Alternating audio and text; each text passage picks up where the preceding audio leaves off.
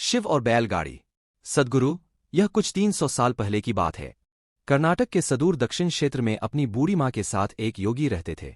उनकी माँ काशी जाना चाहती थी ताकि वह विश्वनाथ जाकर शिव की गोद में प्राण त्याग सके। इसके अलावा उसने अपने जीवन में अपने बेटे से कभी कुछ नहीं मांगा था। उसने कहा, मुझे काशी ले चलो, मैं बूढ़ी हो रही हूँ, मैं वहीं जाके मरना चाहती हूँ। योगी ने अपनी बूढ़ी माँ के साथ दक्षिण कर्नाटक के जंगलों से होते हुए काशी के लिए एक लंबी यात्रा शुरू की। वृद्ध होने के कारण उनकी माँ का स्वास्थ्य बिगड़ गया, तो उन्होंने माँ को कंधे पर उठा लिया और जाहिर तौर पर कुछ समय पश्चात वह कमजोर महसूस करने लगा। उसके पास शिव से याचना करने के बजाय और कोई चारा नहीं बचा। उन्होंने याचना की, हे शिव, मुझे मेरे इस प्रयास में विफल मत होने देना। बस यही एक चीज है जो मेरी माँ ने मुझसे मांगा है, कृपया मुझे इसे पूरा करने दे।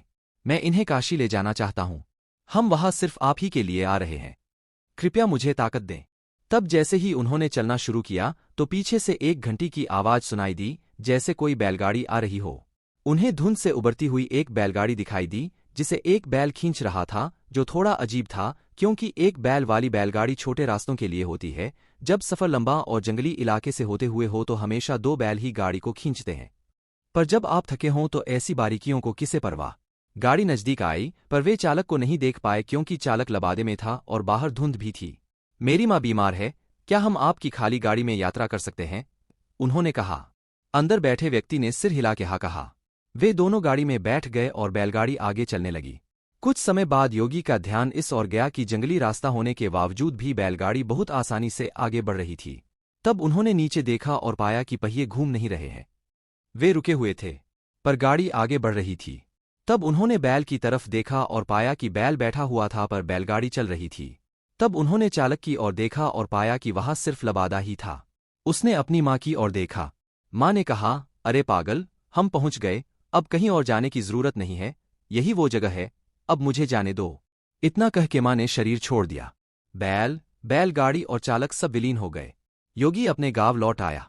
लोगों ने सोचा, यह इतनी जल्दी लौट आया है, ये अवश्य ही अपनी माँ को कहीं छोड़ के आया है, यह उसे काशी नहीं ले गया। उन्होंने उसे पूछा, तुम अपनी माँ को कहाँ छोड़ आए? उसने उत्तर दिया, हमें वहां जाना नहीं पड़ा, शिव खुद आए थे हमारे लिए। क्या बकवास है? उन्होंने कहा। योगी ने उत्तर दिया, मुझे फर्क नहीं पड़ता कि आप क्या सोचते हैं, वे आए थे हमारे लिए और यही सच है। मेरा जीवन ज्योतिर्मय हो गया है, यह मैं अपने अंतर में जानता हूं, अगर आप नहीं मानते तो यह आप जाने। तब उन्होंने पूछा, ठीक है, हमें कुछ ऐसा दिखाओ कि हम माने कि तुमने सच में शिव को देखा है और वे सच में तुम्हारे लिए आए थे। योगी ने कहा, मैं नहीं जानता, मैंने उन्हें नहीं देखा, मुझे सिर्फ एक लबादा दिखा, वहां कोई चेहरा नहीं था, वहां कुछ नहीं था, वह खाली था।